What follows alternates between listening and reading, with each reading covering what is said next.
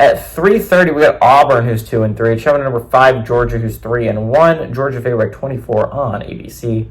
Peyton Thorne for the Tigers has gone 61-102, thrown for 1,038 yards, 10 touchdowns, 6 interceptions. Jarquez Hunter's had 65 carries for 437 yards and 2 touchdowns. And Keandre Lambert-Smith had 17 catches for 415 yards and 6 touchdowns. Carson Beck for the Dogs, gone 83-132, thrown for 1,119 yards, 10 touchdowns, 3 interceptions. Trevor Etienne had 36 carries for 212 yards and a touchdown. And Arian Smith had 17 catches for 274 yards and 2 touchdowns. Georgia's 64-56 all-time against Auburn. Last 7 games have gone to Georgia from 2017 to 2023. And Auburn has not gone on the road and beaten Georgia since 2005. Both these teams are coming off rough losses, right? Georgia obviously had the heartbreaker last week where you're down massive, right? Like, it looked like Alabama was going to kick your ass. And then you storm all the way back. You take the lead in the game. And then, of course, Alabama immediately answers with a 75-yard touchdown, and then Carson Beck gets intercepted in the end zone. Game over. Alabama wins. Georgia loses their first football game in a long time in the regular season.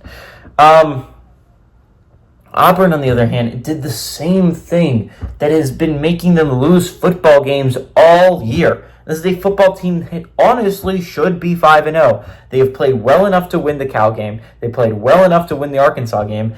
And they honestly outplayed Oklahoma basically the entire game. And then they keep finding ways to lose. It's amazing to watch. How do you find that many ways to lose football games? And Auburn's just become adept at it at this point. So frustrating because I do think there's a solid team here underneath it all. Like, Peyton Thorne has played well at times. He's thrown for 1,038 yards. He has looked good. Like, through 5 games, he's thrown about as many yards as Will Howard for Ohio State has through 4. I understand that's not insane, but the level of competition for Auburn has been much, much higher than that of Ohio State's.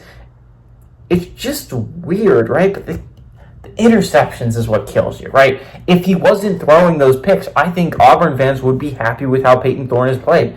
But it's the mistakes. You can't be making these dumb mistakes, and it's what cost them the Oklahoma game, and it's what cost them the Cal game. And honestly, I think it could end up costing them this Georgia game. They are good enough to compete with Georgia. I think through Hugh Freeze's tenure so far, it's what's been so frustrating is we've seen it. They have looked good enough to compete with these top-tier teams. They had Alabama on the ropes last year. They should have beaten Alabama last year. They could have beaten Georgia last year. They've shown that they can put top-tier teams on the ropes. They should have beaten Oklahoma last week. It's just like they can't finish the job. And while that is frustrating for fans to watch, honestly, I do think it's better than just getting blown out, right? It at least shows that you're competing at a certain level. I think Auburn is good enough to actually compete in this game. I understand Georgia's going to be upset. They're coming off a loss. They're going to really take out their anger against against Auburn. But I think Auburn's actually a solid squad. I think they've made some dumb mistakes. I think they'll make some dumb mistakes in this game. But I do think they're talented enough to keep this game close.